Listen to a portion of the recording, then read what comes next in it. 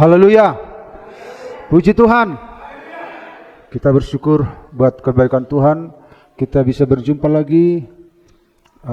Sepanjang minggu kita telah beraktivitas dan kita sudah memulai doa 10 hari kita. Dan di tengah-tengah doa 10 hari kita menghadapi perjamuan kudus. Ini sesuatu yang khusus ya, tidak biasa kalau ada doa 10 malam itu tidak selalu ada perjamuan kudus. Tapi kali ini kita menghadapi perjamuan kudus. Ini meneguhkan iman kita ya. Memastikan bahwa Tuhan itu sangat baik dalam hidup kita. Dia mengerahkan semua apa yang dia punya demi kepentingan orang-orang yang percaya kepadanya.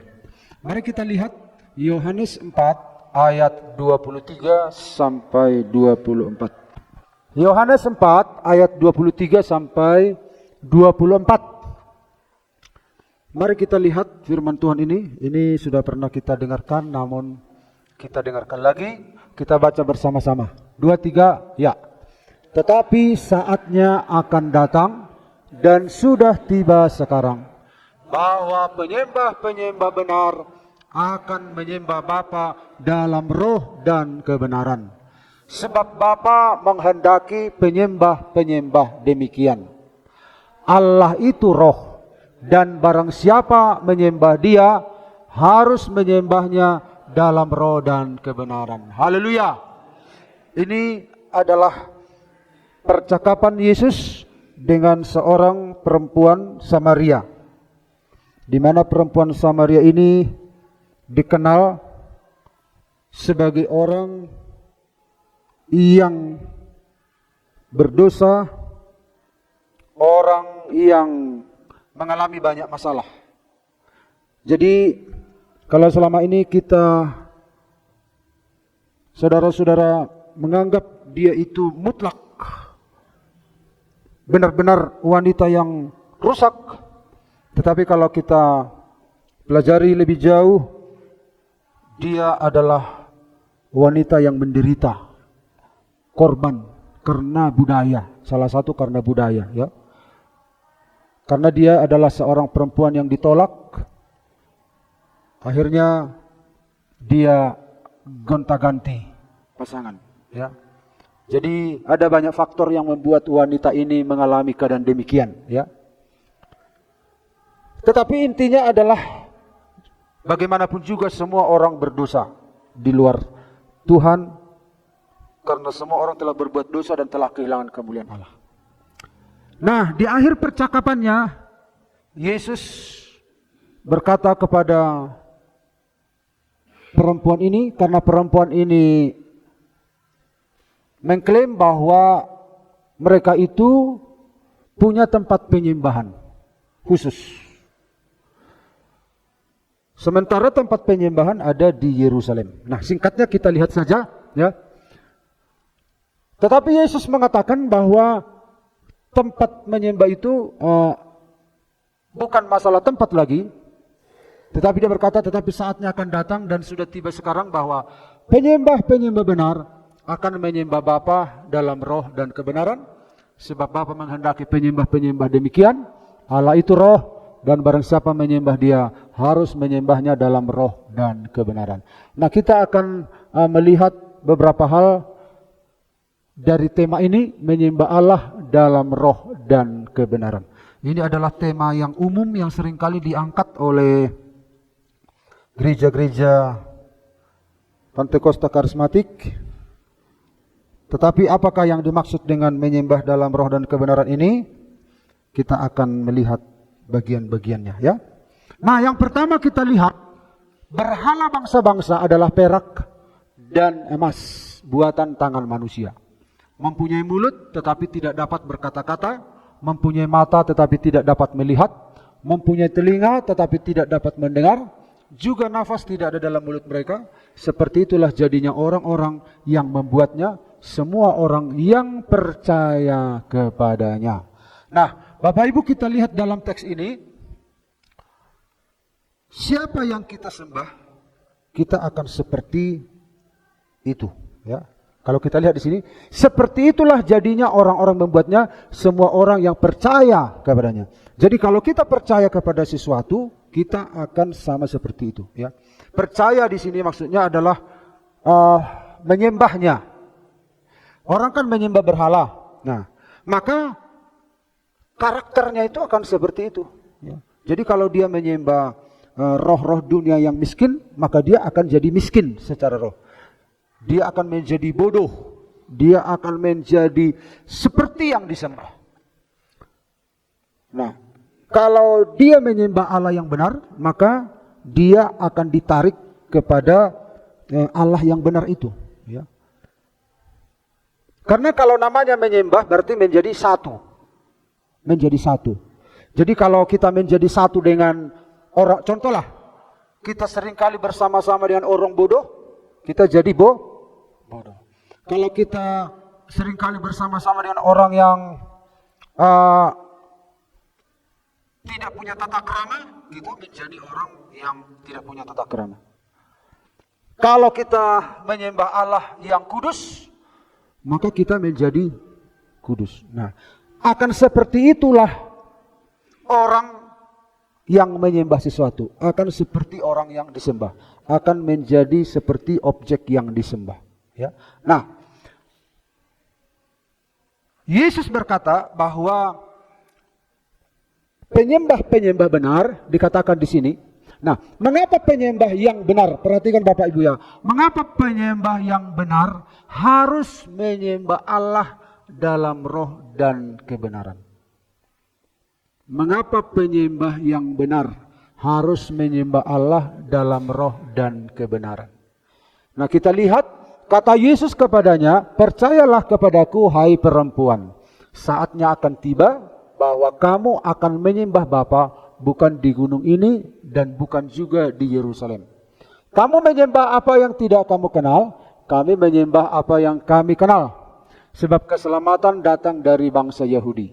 Tetapi saatnya akan datang dan sudah tiba sekarang bahwa penyembah-penyembah benar akan menyembah Bapa dalam roh dan kebenaran, sebab Bapa menghendaki penyembah-penyembah demikian. Jadi yang pertama kita lihat di sini adalah karena saatnya sudah tiba, ya. Kalau kita lihat ini apa yang dikatakan Yesus kepada perempuan ini, kata Yesus kepadanya, percayalah kepadaku hai perempuan, saatnya akan tiba bahwa kamu akan menyembah Bapa bukan di gunung ini dan bukan juga di Yerusalem.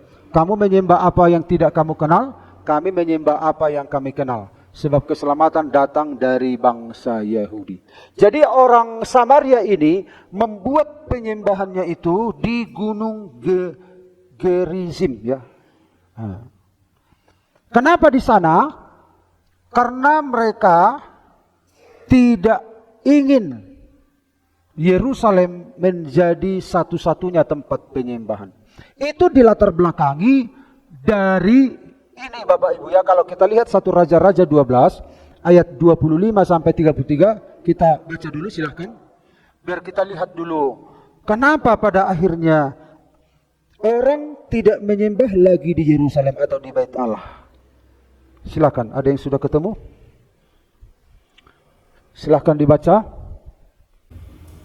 1 Raja-Raja 12 ayat 25 sampai 33.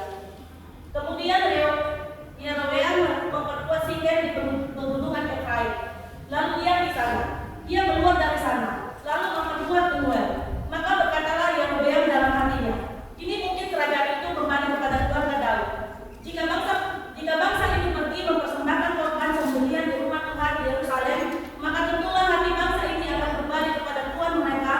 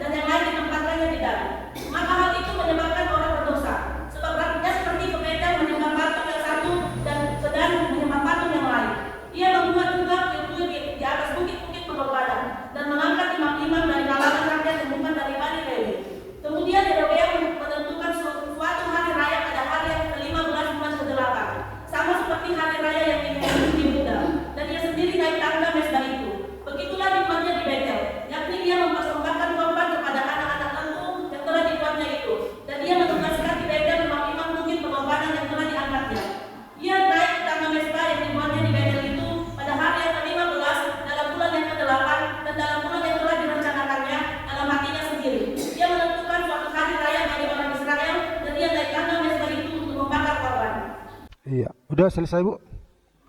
Selesai. Oke, makasih. Nah, jadi kita lihat apa yang melatar belakangi sehingga orang Israel itu punya banyak tempat penyembahan. Sampai pada kisah wanita Samaria ini ada lagi tempat penyembahan, yaitu di Gunung Gerizim. Nah, jadi saudara-saudara, mari kita lihat.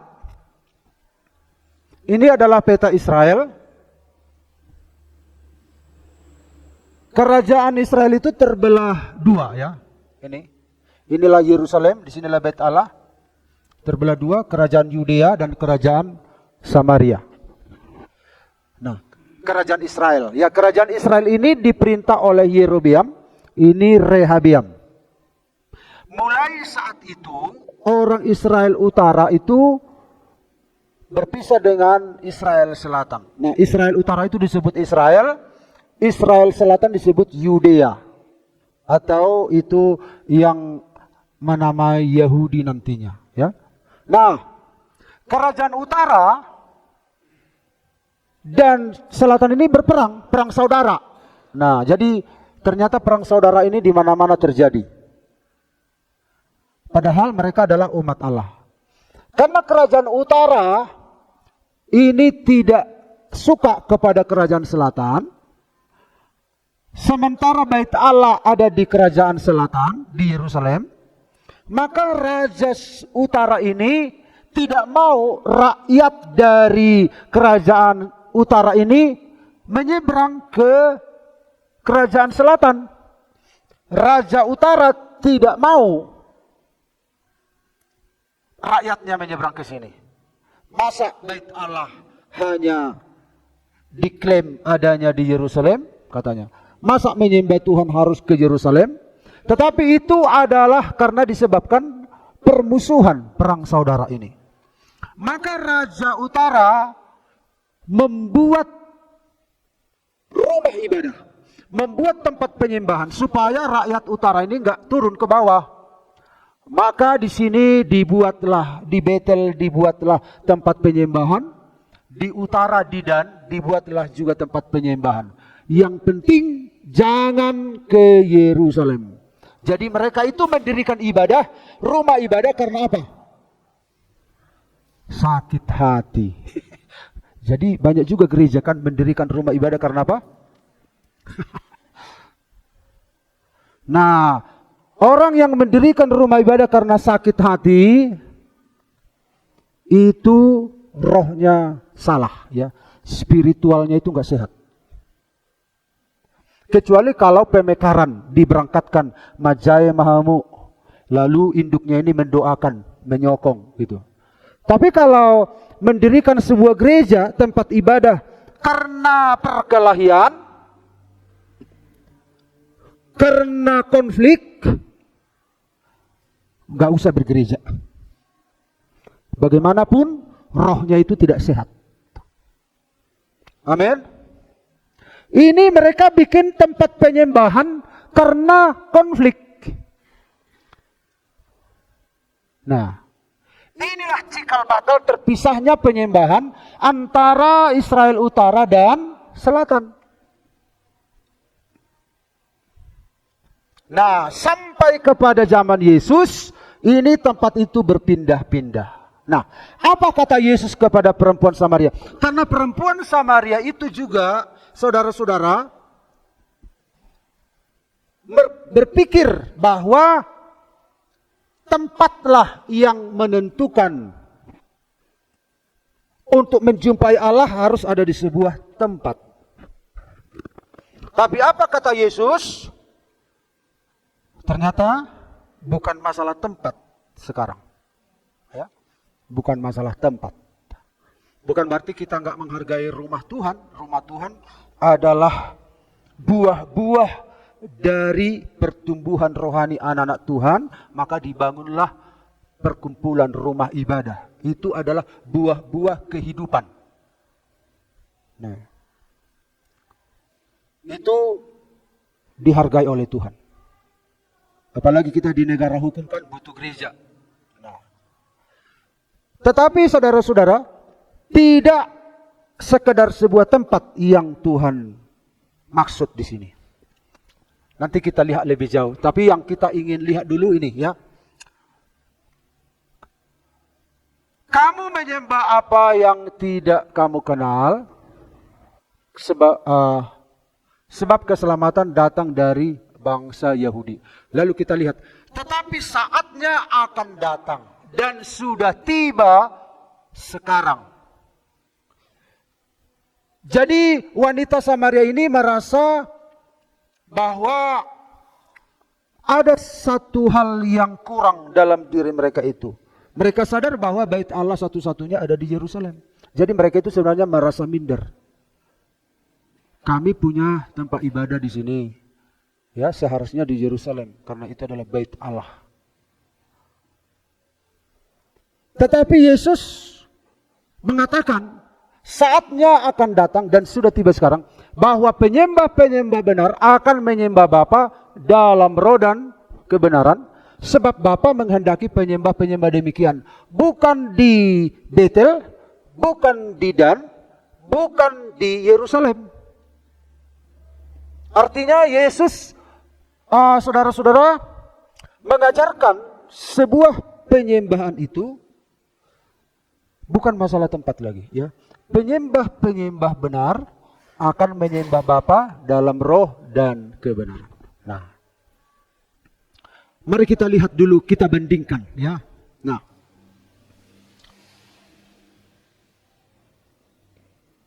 kalau dulu penyembahan bagaimana rupanya? Bagaimana rupanya dulu penyembahan? Apa artinya menyembah Bapa dalam roh dan kebenaran? Mari kita lihat dulu ya.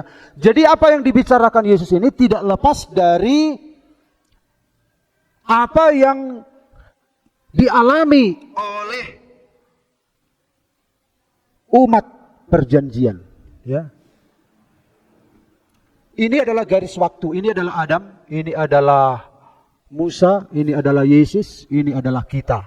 Nah, jadi Yesus berkata, sudah tiba saatnya. Kapan Yesus mengatakan sudah tiba saatnya orang menyembah Bapa dalam roh dan kebenaran? Yaitu pada saat Yesus datang, mati, bangkit, naik ke sorga, dan Roh Kudus datang. Jadi dalam yang disebut sudah tiba saatnya itu adalah di masa kerjanya Yesus itu.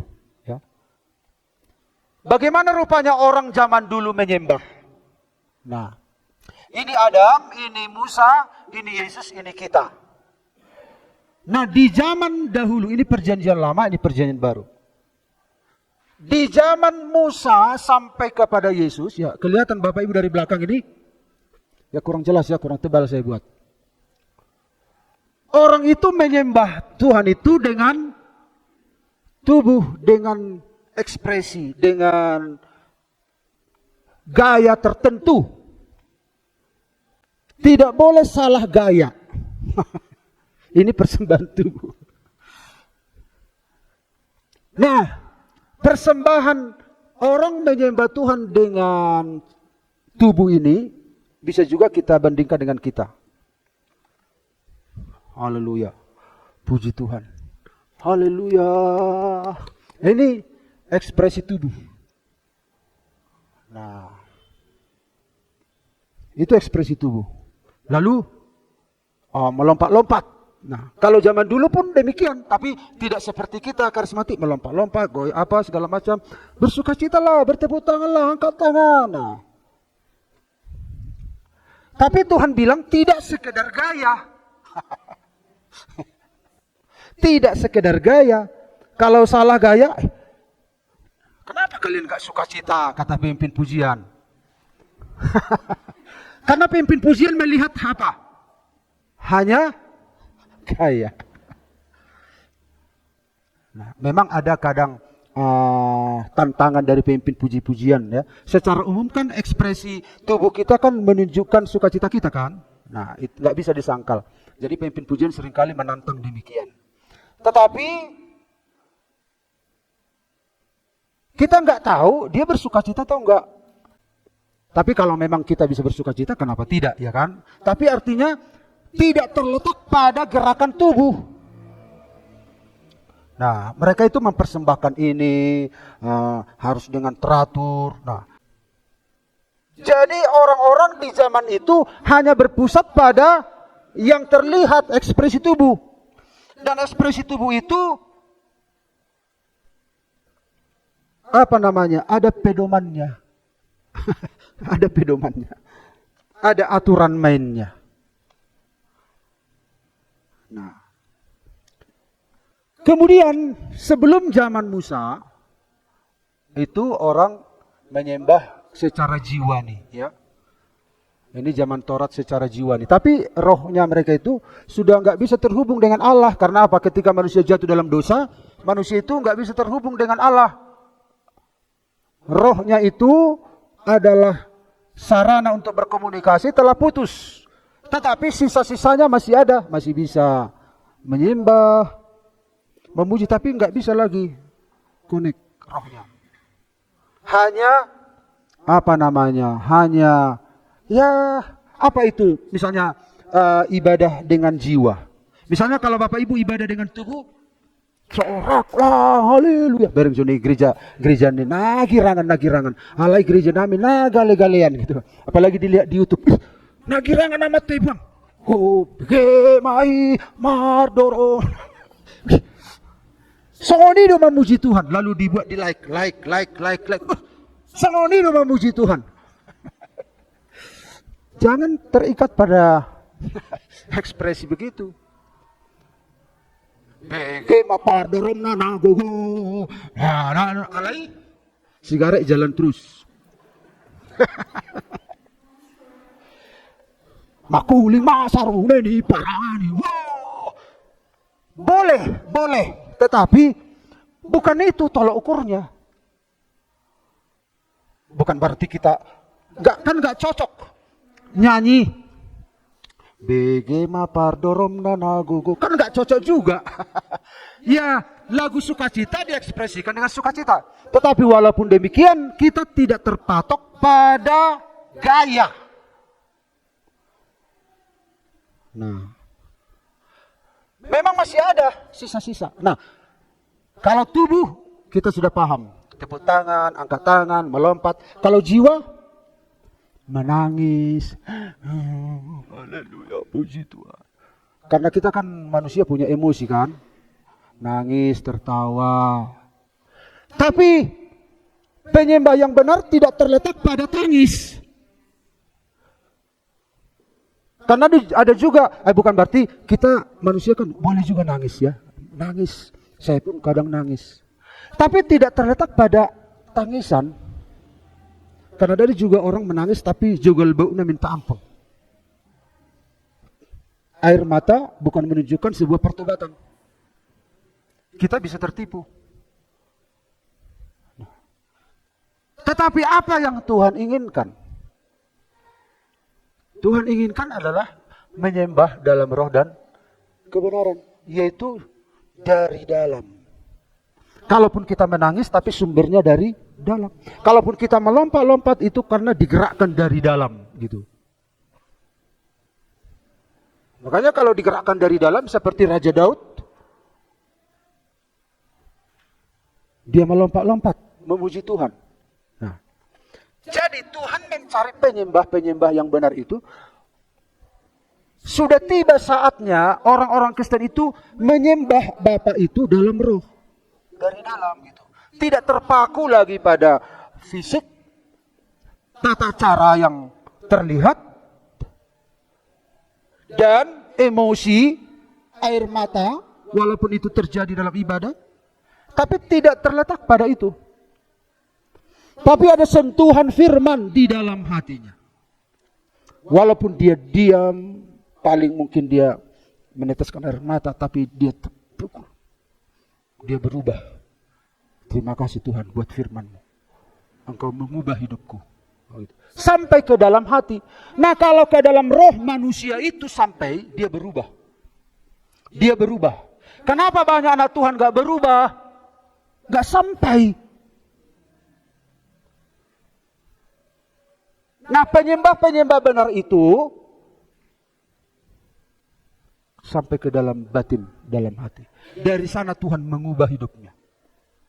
Roh Kudus itu bukan suasana. Roh Kudus itu bisa membuat suasana, tapi Roh Kudus itu bukan sekedar suasana. Dia Allah dalam keadaan apapun. Jadi penyembahan kita tidak tergantung pada semaraknya sebuah musik. Musik itu mendukung penyembahan, bukan musik yang kita ikuti. Makanya pemain musik kalau dilawat oleh Tuhan indah sekali itu sebenarnya ya. Kalau dijamah oleh Tuhan mereka bisa mengikuti alunan itu. Antara saudara dan Tuhan, kita memang perlu berdoa bersama-sama. Itu saling mempengaruhi, spiritualnya itu merembes ya dibanding kalau kita sendiri. Tapi intinya Tuhan itu bukan suasana. Tuhan itu ya Tuhan. Saudara bisa mengalami Tuhan dalam suasana apapun. Jadi kalau kita hanya digerakkan oleh suasana, bagaimana kalau suasana itu berubah? Nah, ciri-ciri 2.10 malam itu kan heboh, ya kan? Bagaimana kalau enggak heboh? Apakah Roh Kudus enggak bekerja? Roh Kudus juga bekerja. Makanya saudara bisa dipenuhi Roh Kudus dalam keadaan tenang, dalam keadaan heboh juga. Artinya Tuhan belum tentu Tuhan ada di dalam sebuah suasana. Makanya perlu orang menyembah dalam roh dan kebenaran. Ini yang kurang dipahami oleh karismatik itu. Di satu sisi memang suasananya luar biasa, tetapi jangan terjebak, kita sedang menghadap Allah. Pribadi lepas pribadi, saudara bisa menghadapi Dia, terhubung dengan Dia. Sudah tiba saatnya. Sejak kapan? Sejak Yesus datang, kita tidak tergantung lagi kepada ekspresi dan jiwa, tubuh dan jiwa. Tetapi kalaupun jiwa dan tubuh itu mengalami dampak dari lawatan Tuhan, memang itu manusiawi. Karena memang tubuh jiwa roh itu adalah satu paket. Pastikan kalau kita ibadah, kita terhubung dengan Tuhan. Amin. Itu. Bukan hanya badan kita datang, tetapi terhubung dengan Tuhan. Nah, kalau terhubung dengan Tuhan, itulah yang mengubah hidup kita. Tata cara ibadah enggak mengubah hidup orang. Lihatlah Bapak Ibu, apa bedanya sekarang ibadah di gereja dan ibadah di pesta? Lebih jago musik di pesta, dan lagu rohani yang sama dinyanyikan. Tapi tidak berjumpa dengan Tuhan di sana, hanya untuk memuaskan dagingnya. Kita ibadah bukan memuaskan daging kita, tetapi memuaskan hati Tuhan. Amin. Kita terhubung dengan Tuhan. Ketika kita puaskan Tuhan, kita puas. Jadi Bapak Ibu, kita harus ubah statement ini. Tuhan puaskanlah kami. Enggak. Puaskan Tuhan, maka engkau akan dipuaskan. Berikan sajian yang terbaik. Penyembah orangnya. Nah, kita lihat ya. Ini penyembah. Ini persembahan. Ini penyembah. Di zaman dahulu penyembah yang dicari Tuhan.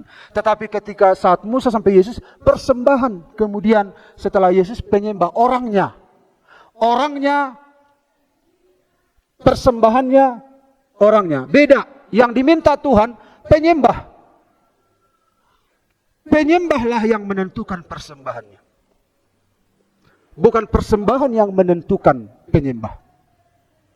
Penyembahlah yang menentukan. Nah, amin. Ini sepertinya agak agak panjang ilustrasi ini, muncul ide. Nah, ini Bapak Ibu, ini adalah, iya, ini boleh nggak diambil ini? Marah nggak yang membeli ini nanti satu? Saya tanam ini Bapak Ibu. Lalu tumbuhlah ini. Oke? yang menjadi pertanyaan. Yang menentukan ini apa? Ini penentu. Oke? Ada orang bilang yang menentukan ini salah. Saudara dan saya ini, maka saudara menghasilkan ini. Saudaralah penentu buah apa yang Bapak Ibu keluarkan. Tapi ini memberitahukan buah apa yang ditanam. Lihat enggak? Ini penyembah. Ini persembahan. Penyembah yang benar akan tahu persembahan apa yang akan dikeluarkan. Bukan persembahan kita yang menentukan siapa kita. Kitalah yang menentukan apa yang kita persembahkan kepada Tuhan. Nah, makanya yang Tuhan cari itu penyembah, supaya persembahannya itu benar. Ada kan orang, Bapak Ibu, guguan, sumbangan sian amani holpu. Nasaon ikut diumupodi. Sumbangan sian naiborhu. Nasaon molosodiumu pobah. Marah. Karena apa? Inilah identitas dia. Kalau nggak diumumkan keberatan, karena inilah yang menentukan nilainya. Ngerti nggak Bapak Ibu? Tapi kalau seorang anak Tuhan, dia itu penyembah. Dengan sendirinya, dia tahu persembahan yang pantas untuk Tuhan. Dia penentunya, ini penentunya. Diumumkan nggak diumumkan, dia nggak peduli. Makanya ada banyak gereja, dan transparan gereja. Katanya, hubay matong di amplop punason, dak so dipabawa. Berarti harga dirinya di sini, harga diri kita di sini. Amin. Ya bagaimanapun aminnya itu. Setuju nggak setuju? Amin. Jadi Bapak Ibu, penyembah yang dicari Tuhan orangnya. Kalau jemaat GPD Parapat itu menjadi penyembah-penyembah, orangnya itu benar, maka persembahan kita pun pasti benar. Nah, mari kita lihat. Yang kedua, Yohanes 4:21-24. Tapi saatnya akan datang dan sudah tiba sekarang bahwa penyembah-penyembah benar akan menyembah Bapa dalam roh dan kebenaran, sebab Bapa menghendaki penyembah-penyembah demikian. Ini kehendak Bapa. Bapa menghendaki penyembah. Yaitu dari mana? Dari dalam hati. Menyembah dalam roh dan kebenaran. Nah, apa menyembah dalam roh dan kebenaran? Nanti kita lihat poin yang ketiga. Yang penting kita sudah tahu dulu, yang pertama adalah sudah tiba saatnya. Tidak saatnya lagi orang-orang hanya berpatokan pada ekspresi ibadah atau pada ekspresi seseorang, tapi pada roh dan kebenaran. Dari sanalah keluar sebuah pujian penyembahan kita. Saudara pun kalau disentuh oleh Tuhan, air mata saudara pun akan keluar. Kalau disentuh oleh Tuhan, saudara pun tidak akan berhenti untuk tidak memuji Tuhan dengan sukacita. Sumbernya dari dalam. Saudara menghargai apa yang Yesus perbuat, saudara bersyukur. Nah,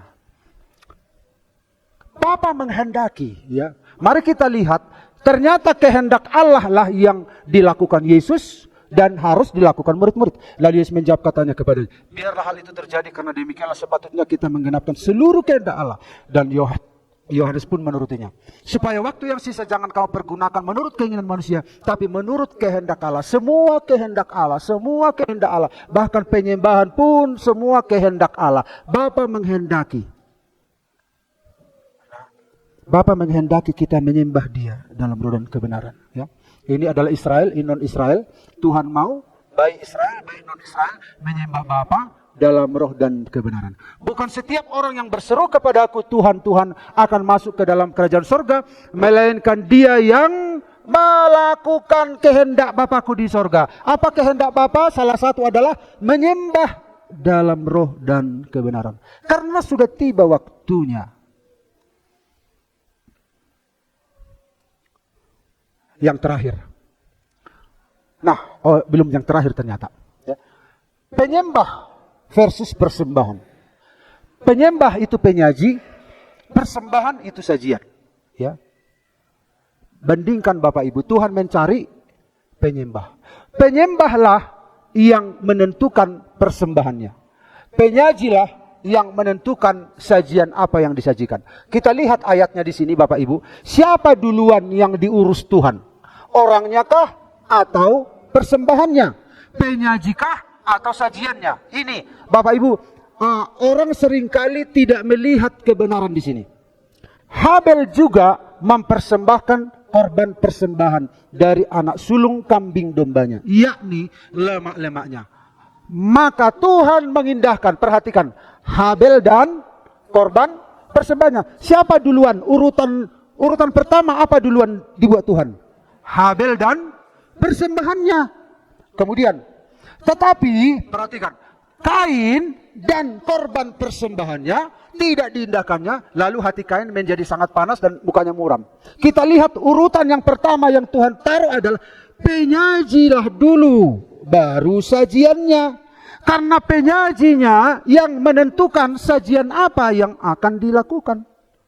Kalau penyaji itu benar, maka dia tahu apa sajian yang disukai oleh Tuhan. Bapa menghendaki Tuhan mau bekerja dalam hati kita supaya ada sebuah perubahan. Jangan sia-siakan apa yang Yesus lakukan. Kita sudah lihat bagaimana firman Tuhan sejak hari kematian, kebangkitan. Betapa luar biasa kasih Allah pada kita semua.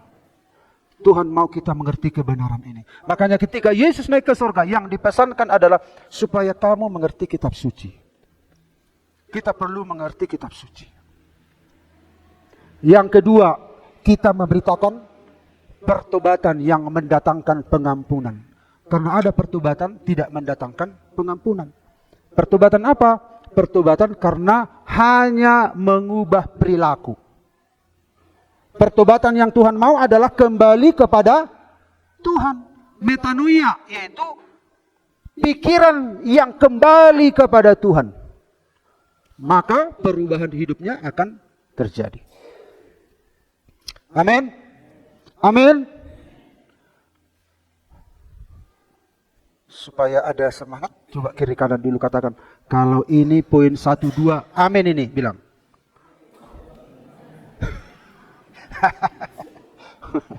Juli jauh-jauh ya. Tapi nggak apa-apa, yang penting berseru ya. Puji Tuhan. Nah yang terakhir. Yohanes 4:21-24. Allah itu roh. Dan barang siapa menyembah dia harus menyembahnya dalam roh dan kebenaran. Kenapa penyembah benar menyembah Bapa dalam roh dan kebenaran? Karena Allah adalah roh. Allah kita bukan patung, nggak usah menyembah. Kalau Allah kita ini kelihatan patung atau inilah di sini, ku sembah kau, ku sembah kau. Yang dibutuhkan ini adalah gaya ekspresi. Nggak usah menyembah dalam roh. Allah kita itu nggak kelihatan, dia adalah roh. Maka untuk menyembah Allah yang adalah roh, harus menyembahnya dalam roh. Nah, ini manusia, ya tubuh. Ini jiwa. Ini roh. Ya, di dalam tubuh ini ada indera, 5 indera. Ada tangan, ada kaki, dan seterusnya. Di dalam jiwa ini ada pikiran, perasaan, kehendak. Di dalam roh ini ada wahyu, ada persekutuan, ada hati nurani. Nah, jadi Tuhan bekerja di sini. Tuhan mau kita menyembah dari sini, dari dalam. Nah, jadi saudara-saudara, kalau firman bekerja di sini, firman menyentuh ke sini, kita akan berubah. Akhirnya karena kita tahu kasih sayang Tuhan, akhirnya jiwa kita menangis. Kita emosi. Dan akhirnya tubuh juga beraksi. Karena saudara-saudara cara kerjanya begini. Roh itu alat interaksinya itu jiwa. Jiwa itu alat interaksinya tubuh. Jadi dari dalam keluar. Selama ini kan kita hanya menyembah ini tubuh. Apakah tubuh itu tadi tepuk tangan, angkat tangan, sorak-sorak dan seterusnya. Kemudian ada juga ke level jiwa. Kita menangis, kita tertawa, emosi dan lain sebagainya itu jiwa. Tetapi tidak berhenti di situ ini. Dan makanannya ini firman, ya. Firman Tuhan. Firmanlah yang mengubah hidup kita. Jadi rindukan supaya kita ini mengalami zaman Tuhan sampai ke dalam batin kita. Kalau sudah bekerja di sini, saudara pasti berubah. Saudara pasti berubah. Kebiasaan lama itu akan lepas. Dan orang yang sudah disentuh oleh Tuhan, dilahirkan baru, tidak bisa dirasuk setan. Tidak bisa dirasuk setan. Karena dia adalah bait Allah. Tetapi pikirannya masih bisa diganggu. Makanya ini medan tempur peperangan rohani di sini. Makanya kalau supaya kita berjalan seirama tubuh jiwa roh itu, jiwa ini harus ditundukkan. Supaya seirama, supaya sinkron. Ini harus ditundukkan. Yang seringkali gagal kita mengeksekusi kebenaran adalah ini. Nah, Tuhan menghendaki penyembah-penyembah demikian. Menyembah Bapa dalam roh dan kebenaran. Setiap orang percaya sudah ada Roh Kudus. Ingat ini ya, sudah ada Roh Kudus. Siapa kita kok bisa didiami Roh Kudus?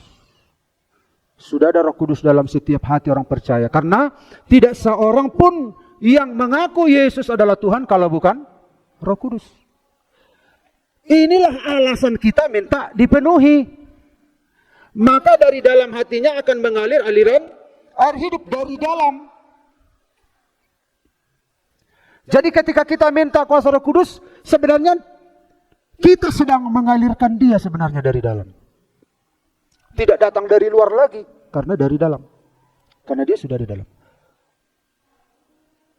Jadi kita harus tahu identitas kita ini. Jiwa ini harus tahu, harus ditaklukkan identitas kita itu kita anak Allah. Amin. Kita telah ditebus oleh darah Yesus. Jiwa harus ditaklukkan itu dengan kebenaran. Roh Kudus, firman Allah mengatakan iya tentang kita. Tubuh kita pun mau mengatakan iya, tapi jiwa berkata tidak. Makanya tundukkan jiwa itu, pikiran, perasaan, kehendak. Saudara itu anak-anak Allah. Tidak lebih, tidak kurang. Saudara telah dibenarkan, tidak lebih, tidak kurang. Saudara telah menjadi milik Allah, tidak lebih, tidak kurang. Jiwa itu harus sinkron di situ. Dan Roh Kudus akan mengalir dari dalam ketika dia sinkron.